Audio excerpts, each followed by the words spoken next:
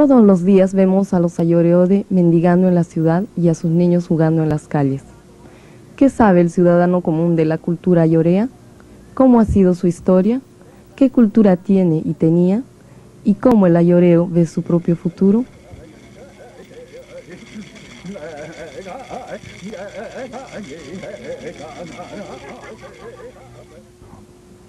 Hoy en día viven unos 3.200 ayoreode en 11 comunidades de Bolivia y 2.200 en 6 comunidades en el Paraguay.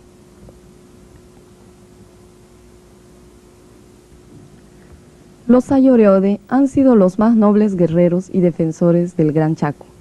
Su economía se basaba en la caza de animales silvestres, la recolección de frutos y tubérculos, la cosecha de miel silvestre y el cultivo de algunas calabazas en algunos claros de la selva.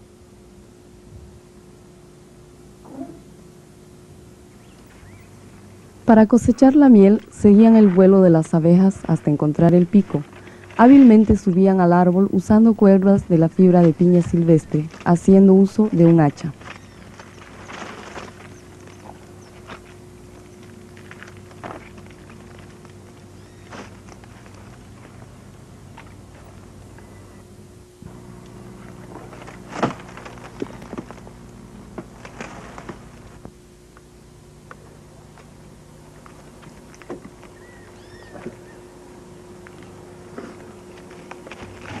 Los ayoreode vivían en pequeños grupos que a su vez se juntaban en grupos locales, que tenían su propio nombre.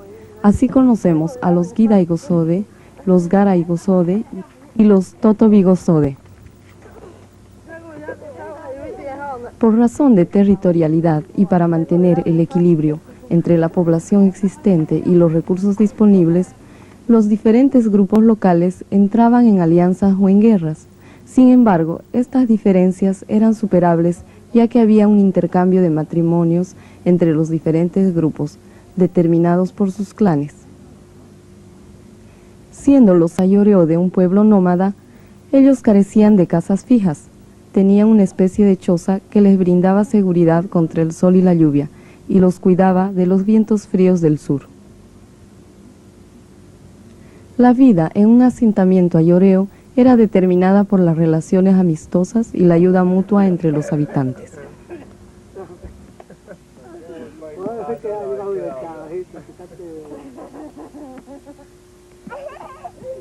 Los ayoreode eran un pueblo nómada, quiere decir que no tenían asentamientos fijos durante el año.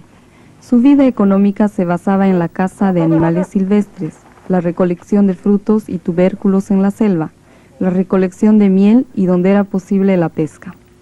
Su principal actividad era la caza. Hábilmente cercaban a los animales en el monte y mediante una macana atrapaban la presa.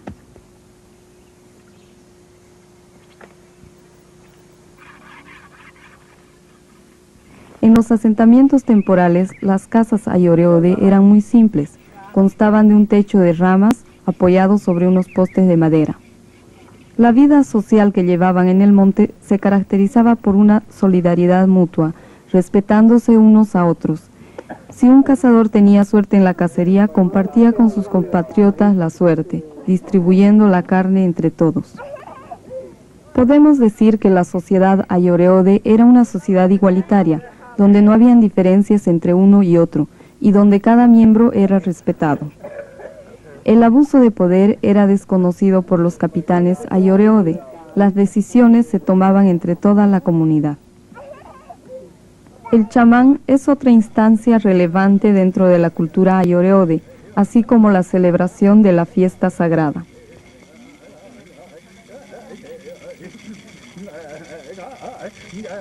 No existe ningún pueblo en el mundo que no tenga una religión.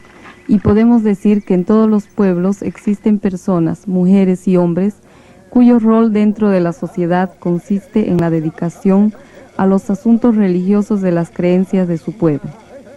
Así también entre los ayoreode encontramos mujeres y hombres que se dedican a mantener un diálogo entre lo profano y lo divino, curando además a los enfermos, mediante los masajes y la succión del cuerpo.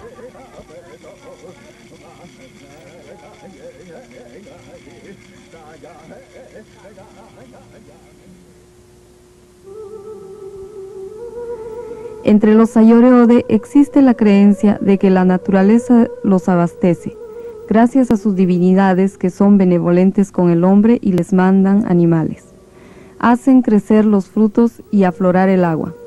Existe entonces una relación estrecha entre la vida de los hombres y las divinidades. Esta relación debe ser renovada cada año, con el fin que los bienes en la naturaleza no se terminen. Para este pueblo era muy importante la fiesta de renovación que se comenzaba a celebrar en el momento de la mayor escasez de alimentos y agua. El canto del pájaro Asogná, Cuyabo, en época de sequía, anunciaba la celebración de dicha fiesta. El culto más importante se realiza en momentos de mayor escasez de alimentos en la selva. Durante los meses de invierno, el agua y la comida escasean, y a veces los Ayoreode viajan muchos días buscando una aguada que no haya secado. En estas marchas sedientas, el agua de cierto tubérculo es una de las pocas soluciones ofrecidas por la naturaleza. De la pulpa de sus raíces machacadas se extrae un jugo que aplaca la sed. La sequía de invierno, de acuerdo a la religión Ayoreode, es causada por Asogná, el Cuyabo, el que antes de invernar encierra a la naturaleza. Por tanto, la lluvia y el crecimiento no volverán hasta que Asogná despierte y libere a la estación del crecimiento una vez más. Se acerca el fin de agosto. Durante la noche anterior se volvió a escuchar el trino de Asogná por primera vez.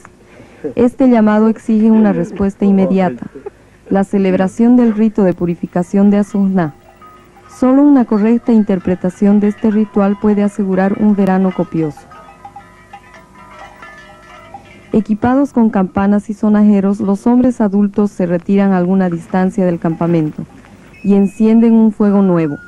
Con pitos de palo santo ellos llaman a Asogná. A él le imploran por el éxito del viaje en la recolección de miel. Cuidadosamente pintan sus cuerpos para la ocasión. Un anciano del grupo espera a corta distancia con bolsas y herramientas para el viaje de recolección. Todos los jóvenes están obligados a ir cada uno por su lado en busca de una colmena. Antes de salir deben sacarse los adornos ceremoniales. 6 horas más tarde, los cazadores regresan. Cada uno es golpeado con una vara, espantando de esta manera los malos espíritus que pudieran haberse pegado a los cazadores. Ahora ellos pueden tomar un trago de agua. El primer trago debe ser escupido. Este es el momento de maldecir a cualquier cosa que se interponga en la prosperidad de la tribu. Que todos los animales que nos sirven de comida desaparezcan de la faz de la tierra. Después, los hombres marchan en procesión por un pasillo estrecho entre cruces plantadas. A la entrada del sol, ellos cantarán la canción del Cuyabo. Esta será la súplica final a Asogná, para que despierte y haga despertar a todas las fuerzas productivas de la naturaleza, asegurando así una abundancia de frutos y de cacería. La vida de los Ayoreode en el monte era, en sus propias palabras, una vida sana y alegre. Los Ayoreode tenían conocimientos que existían fuera de su mundo, el mundo de otra gente que ellos llamaron Coñone, que significa gente sin conocimiento, gente cobarde, gente inútil. Los Ayoreode eran buenos guerreros y no tenían miedo de luchar cuando la gente cobarde, los blancos, entraron en sus territorios para apoderarse de ellos. La historia del contacto de la sociedad blanca con el pueblo ayoreo demuestra en todas sus facetas la brutalidad y la agresividad del mundo de los blancos. En los años 30, después de la Guerra del Chaco, colonos menonitas avanzan desde el sur invadiendo los territorios indígenas. Lo mismo pasa en Bolivia. Son los avances de los petroleros y la agroindustria.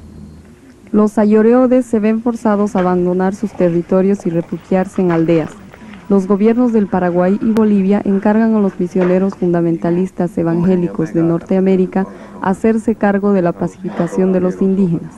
Los misioneros tienen un solo afán: evangelizar a cualquier precio a los Ayoreode, y logran la incorporación de los Ayoreode a la civilización, destruyendo su cultura.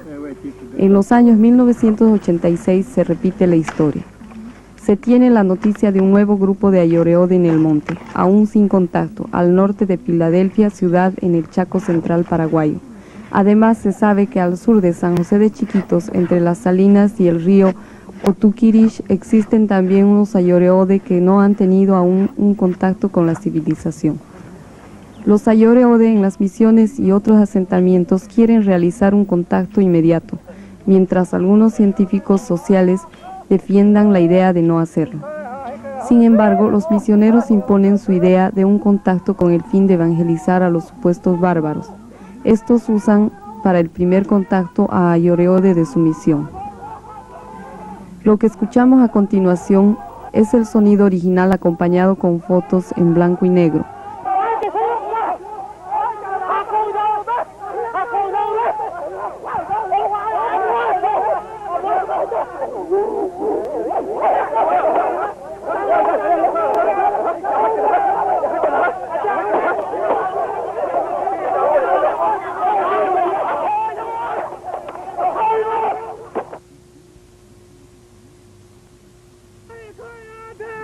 Años después, los Ayoreode demuestran cómo fue el contacto. Resultado del encuentro: 5 muertos. Las conversaciones entre los Ayoreode aún en el monte y los que ya viven en las misiones duran más que 5 horas.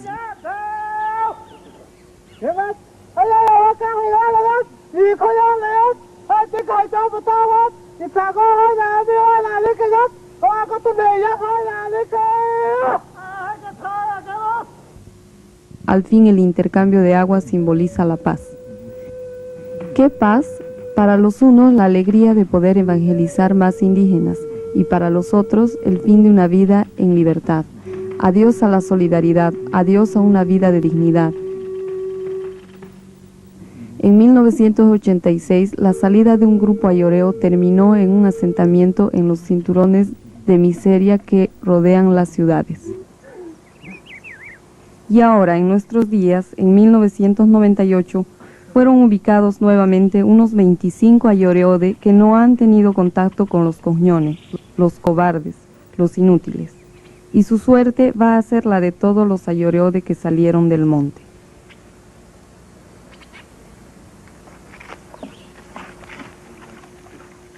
¿Cuál es el verdadero chance de los Ayoreode que aún viven en el monte?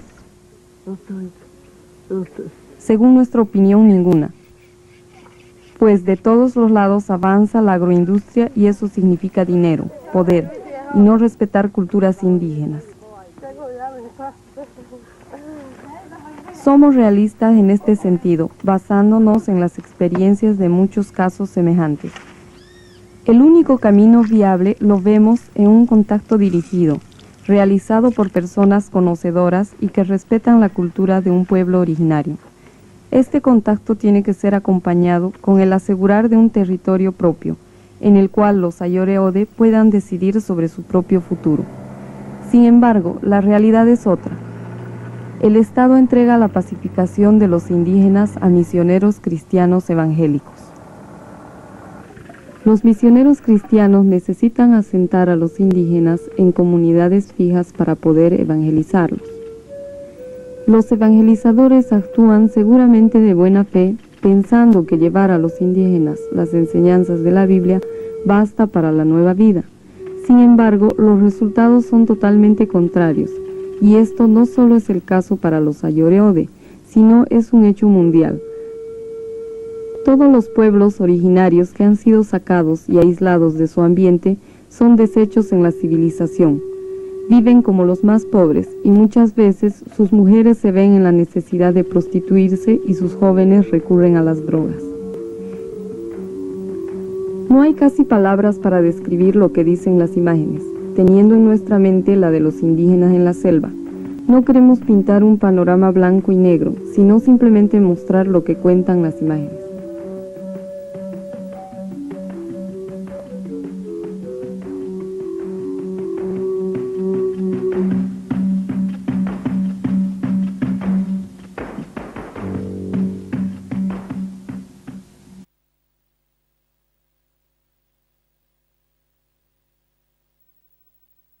Nuestro planeta necesita de su hábitat en el universo para realizar su ciclo vital. Los pueblos originarios de la Tierra evolucionan en tanto existen otros seres que extienden el eslabón hacia el fin absoluto de la vida, la felicidad. Los hombres escriben la historia por medio de sus obras. Un hombre que realizó una colosal obra apostólica en plena selva se llama Elmar Kringler. El padre Elmar nace en Austria, en medio de las montañas, en el seno de una familia campesina formada por 8 hermanos. A causa de la modesta economía familiar, debe de trabajar desde niño en las labores agrarias para ayudar en el sostén del hogar. A los 17 años, trabaja como empleado público, ocupación que no le agrada y que ejercerá durante 4 años. El nacimiento de la efervescencia nazi lo sorprende muy joven y es enviado al cuartel y durante la ocupación del ejército teutón se convierte en un soldado contra su voluntad y muy crítico al sistema nazi. Durante 6 años es soldado de ocupación de Noruega, hasta que llega la ansiada liberación por los aliados.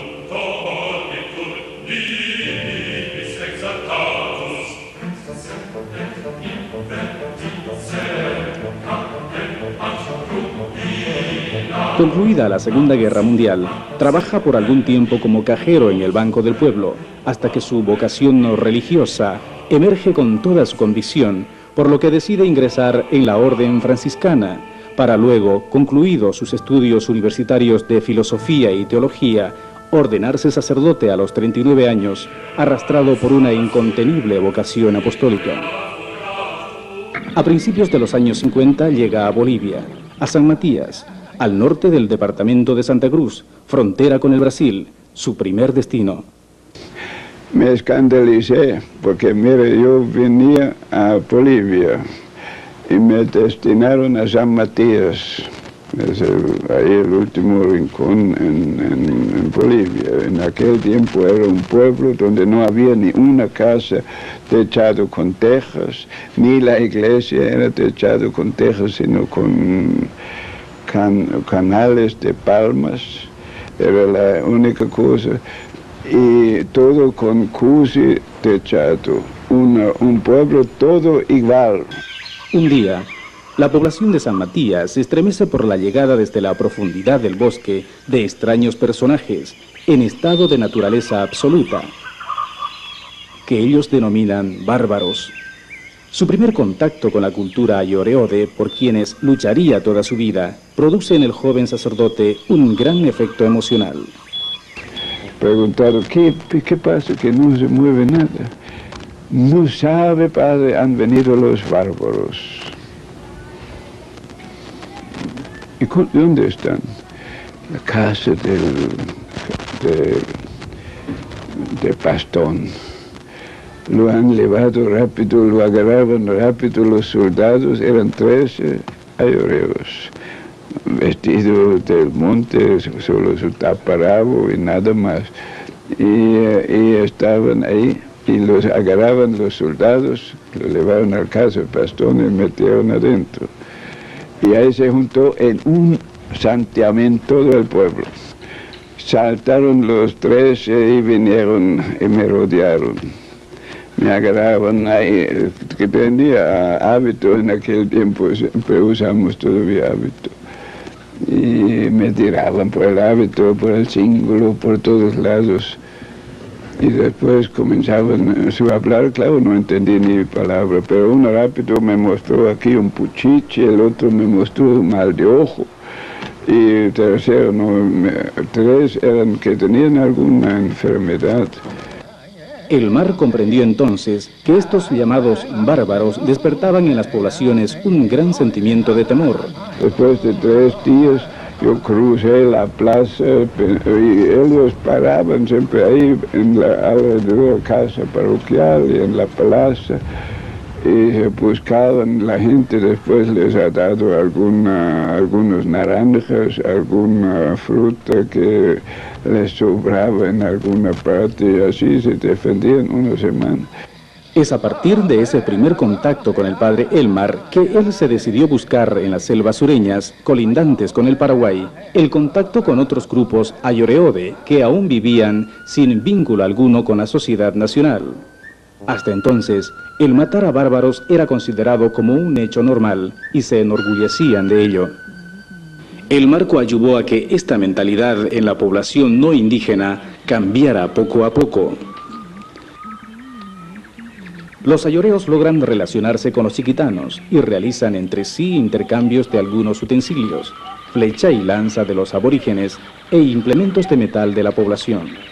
El padre Elmar considera que ese fue el momento en que los llamados bárbaros pasan de la época de piedra a la época de hierro. En el año 62, el hermano Elmar busca un asentamiento para sus ayoreos y pide al obispo del vicariato autorización para hacerlo en la zona del aeropuerto de San José de Chiquitos. Después de mucha insistencia y no pocas llamadas de atención de sus superiores por su dedicación plena a este grupo étnico, el padre Elmar logra este anhelo, además de la autorización para ingresar nuevamente al monte para buscar nuevos ayoreos. Esta búsqueda le consumió 10 años de su vida. Nunca he encontrado, en 10 años he visto uno huir, puede imaginarse. Por eso yo digo, siempre puede ser una doble, triple, cuádruple doctor. Si ellos no se dejan hallar, no lo hallan. Elmar lamenta no haber tenido los elementos técnicos para graficar toda esa larga odisea apostólica, salpicada de aventura, vivida durante los largos años de búsqueda y de culturización de los ayoreos. En 1970, tras varios intentos en otros lugares, logra fundar con 40 miembros de este grupo étnico, a 60 kilómetros de San José de Chiquitos, la comunidad Santa Teresita. Ahí he encontrado los 40 y hemos traído aquí. Este era un cuadro también fantástico. Cuando llegaron aquí todos querían vestirse con algo. Pero no teníamos de facto nada aquí, algunos trapos de la Cáritas que nos han dado antes. Confiesa que por su carácter nómada, los ayoreos son una cultura muy diferente a la de los chiquitanos, mestizos y blancos bolivianos, razón que muchas veces se llega a un mal entendimiento entre las culturas. El padre Elmar, a sus casi 80 años de lucha por la aceptación de los ayoreode en la sociedad nacional, en su lucha por la dignidad humana, es un ejemplo para todos nosotros. Humilde en su ser, en su vida franciscana ha construido amor en los corazones. Elmar no ha construido grandes obras en ladrillos o ha manejado estancias, pero sí tiene un rebaño de seguidores. Tiene como amigo a los más humildes. Muy raras veces encontró apoyo en su propio vicariato y hasta se han burlado de su obra silenciosa. Le han cortado apoyo económico y casi nunca encontró un apoyo moral. Pero esto no afecta a un pastor firme como él. Ha seguido su camino y aún lo está haciendo. Elmar es uno de estos hombres valientes que pocas veces encontramos en la vida. Tras 41 años de lucha continua y sin el apoyo de nadie, ni de su congregación, pero sí de los ayoreode, su máximo anhelo es que su obra sea continuada para enfrentar la grave problemática sociocultural que el futuro les depara. La cosa es que nadie quiere seguir y nadie quiere meterse en esto por la sencilla razón. Cada uno viene con una idea que hacerse un renombre. Hacer fácil es buscar plata en Europa y hacer una nueva iglesia, un colegio, un hospital, o sea que yo, y ahí uno, ha hecho pero ahí en no puedes hacer nada. Depende ahora que no sea una casa de naipes. Y esto depende, por eso yo he peleado como un loco. Yo digo siempre, los ayoreos tampoco no son conejos de experiencia. Y hasta la fecha cada uno hace experiencia. Cada uno con la mejor voluntad prueba una cosa, prueba otra cosa, estrella con una, estrella con la otra. Elmar es uno de estos hombres valientes que pocas veces encontramos en la vida. Para muchos años más deseamos éxito en su trabajo al lado de sus verdaderos hermanos, los ayoreode. Para que ellos puedan en una vida sedentaria seguir prosperando y no deshaciéndose.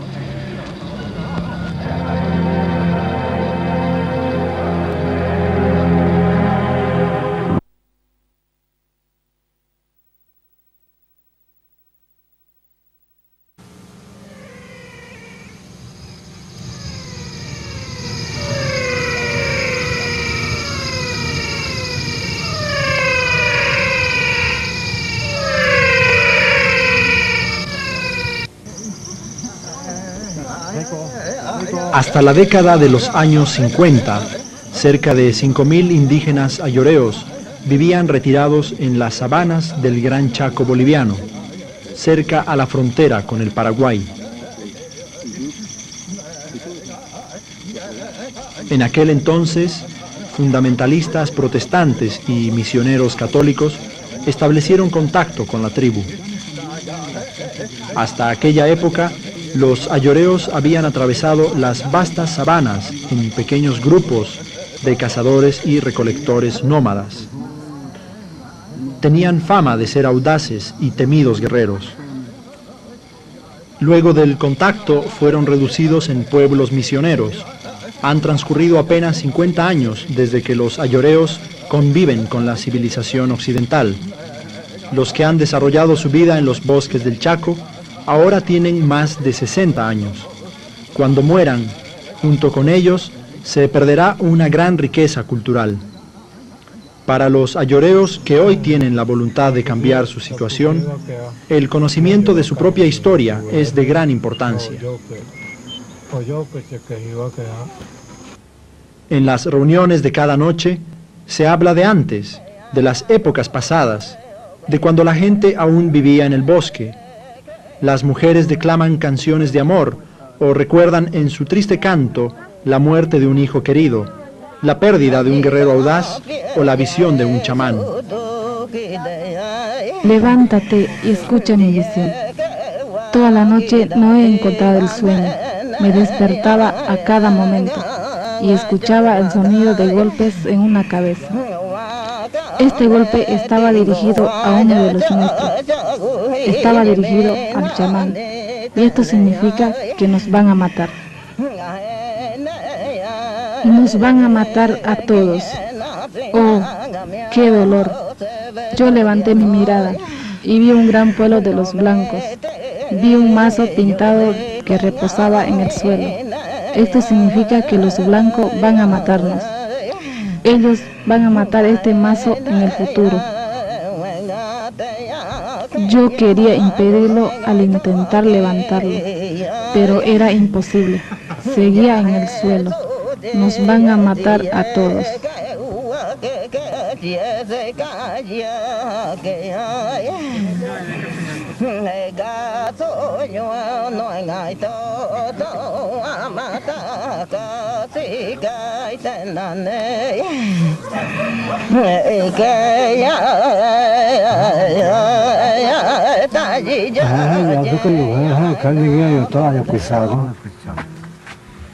Cuando vimos a los hombres blancos por primera vez, las mujeres gritaron. Tenían miedo ya que nunca antes habían visto hombres tan feos. Parecían caimanes. Estas eran sus ropas. Nosotros no llevábamos ropa en el bosque. Por Dios, qué feos eran estos hombres. Y cuando el misionero se sacó luego los dientes postizos de la boca, gritamos todos, porque nunca antes habíamos visto algo parecido. Pensábamos que era un hombre malo, un mago, porque nuestros ancianos no perdían sus dientes.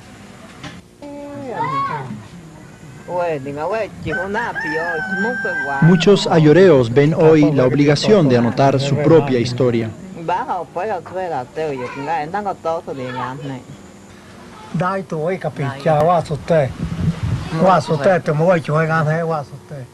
Antes no había papeles que se guardaban para leerlos y para educar a los niños. Los ancianos de nuestra tribu tenían la historia de su tribu en su mente, en su conciencia. Eran sobre todo mentes sanas que no olvidaban nada. Relataban y relataban, y aún así creo que no olvidaremos nuestra propia historia. Historia. Esas son luchas entre nosotros los indios, con los que no son indios, con los cobardes, con los de la ciudad. Es la vida en el bosque, los juegos, la naturaleza, Dios, los chamanes y los curanderos. Es también la vida con los blancos y mucho más.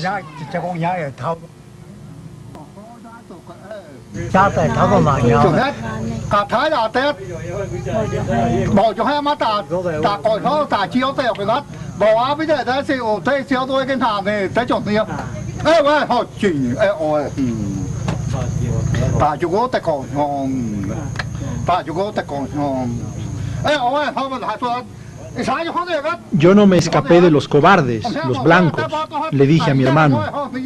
Me presento a la lucha porque esta es nuestra tierra, nuestra sal, nuestra agua. Si salimos corriendo ahora, no vamos a volver a recuperarla.